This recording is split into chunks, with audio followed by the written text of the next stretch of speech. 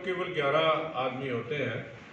तो जब नरेंद्र मोदी जी की माता का देहांत हुआ तो हम सोच रहे थे, सुबह जब हमें पता चला कि सभी लोग इकट्ठे करके जहाज़ लेके चलते हैं, कैसा करेंगे, एक दूसरे से बात कर रहे थे, राजनाथ सिंह जी, अमित शाह जी, दूसरे सभी से, क्योंकि हम 11 ही आदमी हैं, मोदी साहब के बाद फिर 10 रह जाते हैं। तो जब हम अभी विचार ही कर रहे थे तो करके अगली जगह भी चले गए हैं। तो मुझे महाराजा रणजीत सिंह की याद आई कि उनके बेटा खड़ग सिंह गवर्नर थे, तो उन्होंने टैक्स नहीं भरा, तो महाराज ने उनको गिरफ्तार करवा लिया अपने बेटे। उसको पूछा कि बाद में वो बादशाह बने, राजा बने, महाराजा बने, कि आपने टैक्स नहीं दिया। कहने लगे कि मेरी माँ का देहांत हो गया।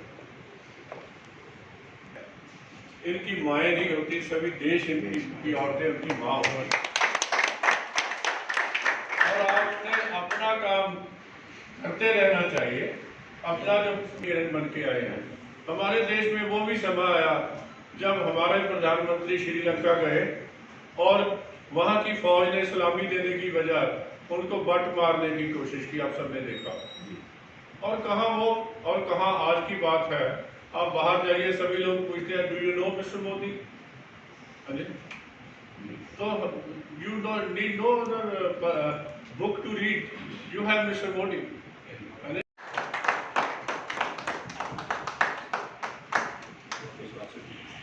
तो जो लोकल समस्याएं होती हैं खड़ी की जाती है, उसका हम बैठ के जहाँ समस्या होती है हल भी नहीं होता। आपके बहुत बहुत धन्यवाद। मैं निवेदन करूंगा हमारे साथ जैन समाज से जुड़े हमारे साथी प्लीज नवीन जी, विनोद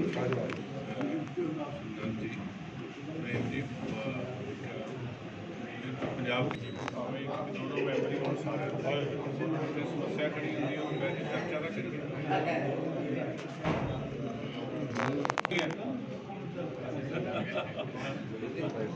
तुम भी आ जाओ, धन्यवाद जी थोड़ा। मैं निवेदन करूंगा प्लीज प्लीज।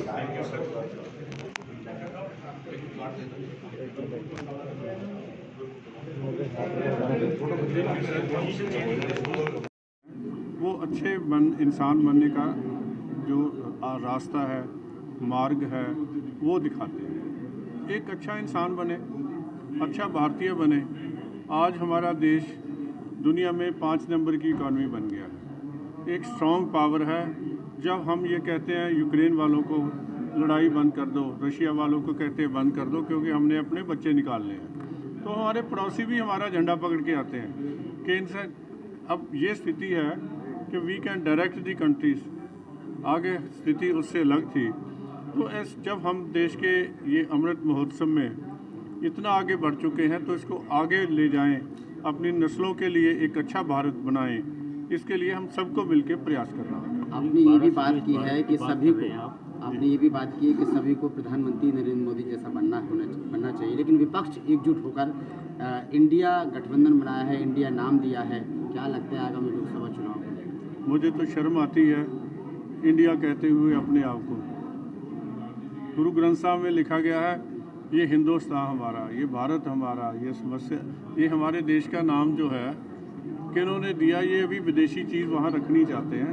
अभी सभी मिलके इस भारत को, इस हिंदुस्तान को सुंदर बनाएं। उसका मार्ग जो है हमारे पास स्पष्ट है। मैंने जब बोल रहा था तो मैंने स्वामी विवेकानंद जी को भी कोट किया था, जिन्होंने कहा जब गुलामी को दूर करना है तो हर भारतीय को गुरु गोविंद सिंह बनना पड़ेगा। मैं इसलिए बोल रहा था कि देश की आज़ादी में जिन्होंने कुर्बानी दी उनमें से 90% लोग जो हैं सिख धर्म को मानने वाले थे।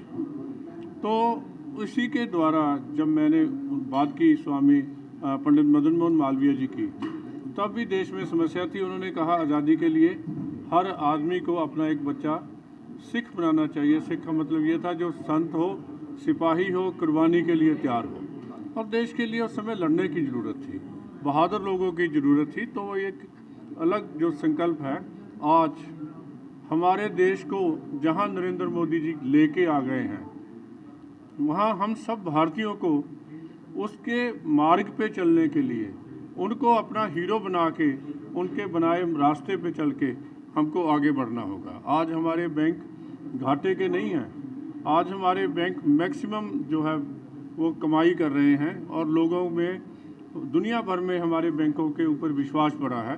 तो मोदी जी जब देश के लिए अच्छा काम कर रहे हैं, अब सबका फ़र्ज है, क्योंकि देश तो हमारे पास कोई अपनी जायदाद बहुत बड़ी नहीं है। इकबाल साहब, हाँ जी, आपने कहा कि इंडिया नाम से शर्म है, शर्म लगती है, तो मेक इन इंडिया क्यों? ये भी मोदी जी का ही नारा है। देखो, और साथ में ये भी है कि जहाँ जहाँ गवर्नमेंट ऑफ इंडिया लिखा है उस पर आप गवर्नमेंट ऑफ भारत कब करवाएंगे? क्योंकि आप नहीं, हम ऐसे हैं, ये सभी के साथ मिल के करने वाली बात है। लेकिन मैं जब भी बोल रहा था, मैं ये कह रहा ये भारत देश है, ये हमारी संस्कृति का देश है। हमारे गुरुओं ने, सिखों ने, इनके लिए गुरु नानक साहब ने क्या हिंदुस्तान डराया, हिंदुस्तान शब्द की इस्तेमाल किया है। अंग्रेज़ ये शब्द बहुत सारी चीज़ें मोदी साहब ने चेंज की हैं। हमारा तो बजट भी अंग्रेज़ के मुताबिक चलता था, उसकी डेट भी चेंज हुई है और बहुत सारा जो के कानून बने थे, हमसे बहुत सारे कानून बंद किए हैं। तो हम धीरे धीरे नहीं चाहते कि गुलामी की कोई भी चीज़ हमारे सामने आए और हमारे देश के नागरिकों को गुलामी की याद दिलाई जाए। ये ज़रूर याद दिलाना चाहिए कि कितने जुल्म हुए, कितने लोग मारे गए और किस तरह आज भी जो माइनॉरिटीज़ को मैंने कहा, इनके मन में डर की भावना पैदा की गई है। वो डर की भावना दूर हो, देश आगे बढ़े।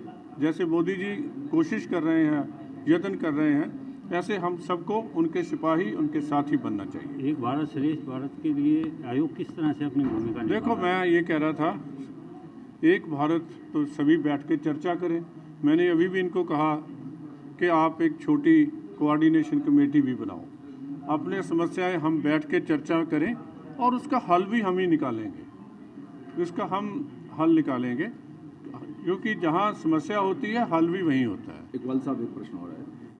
बड़ा सौभाग्य का दिन है कि अल्पसंख्यक मोर्चे के जो हमारे अध्यक्ष जी हैं, इकबाल जी, वो आए और उन्होंने बताया कि जो पॉलिसीज़ हैं भारत सरकार की 125 के करीब हैं, वो सबके लिए बराबर है, उसके अंदर कोई भेदभाव नहीं है। हिंदू हो, मुस्लिम हो, सिख हो, ईसाई हो, अन्य कोई भी जो उसके अंदर समुदाय या धर्म के व्यक्ति हैं, वो सब पर समान रूप से वो काम करे।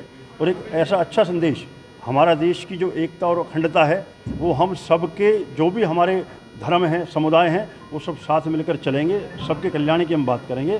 तो मैं समझता हूँ कि हमारा देश भारतवर्ष विश्व गुरु बनने से कोई रोक नहीं सकता। इसी संदेश के साथ आज वो हमारे बीच आए थे, हम उनका आभार व्यक्त करते हैं और आप सभी का भी धन्यवाद व्यक्त करते हैं। भारत श्रेष्ठ भारत पर चर्चा हुई है, किस तरह से देखते हैं? सर, सर्वप्रथम तो मैं आप सभी मीडिया साथियों का आभार व्यक्त करना चाहूँगा कि इतने व्यस्त समय में आज गुरुग्राम में इतने सारे आयोजन हैं, फिर भी आपने इस आयोजन की गरिमा को समझते हुए अपना समय निकाला। आज का ये आयोजन नेशनल ह्यूमन वेलफेयर काउंसिल के सौजन्य से हुआ था, जिसका मुख्य लक्ष्य था कि हम सभी को मिलकर के भारत को आगे बढ़ाना है। भारत में जन कल्याण के ऊपर भारत सरकार की लगभग 125 नीतियां हैं और उन नीतियों के लिए प्रत्येक व्यक्ति के लिए समान अधिकार है, वो उसका फ़ायदा ले सकता है समाज को आगे बढ़ने में, अपने आप को कल्याणकारी कार्यों में आगे लगाने के लिए। तो इस पूरे के पूरे प्रकरण को, उस काम को समझाने के लिए हमारे बीच अल्पसंख्यक आयोग के माननीय अध्यक्ष महोदय श्री इकबाल सिंह लालपुरा जी यहाँ आए थे और उन्होंने बड़े ही अच्छे से प्रत्येक समुदाय के व्यक्ति, चाहे हमारे सिख धर्म से हों, हमारे मुस्लिम भाई हों, जैन समाज के व्यक्ति, उन सभी को इसके बारे में बताया।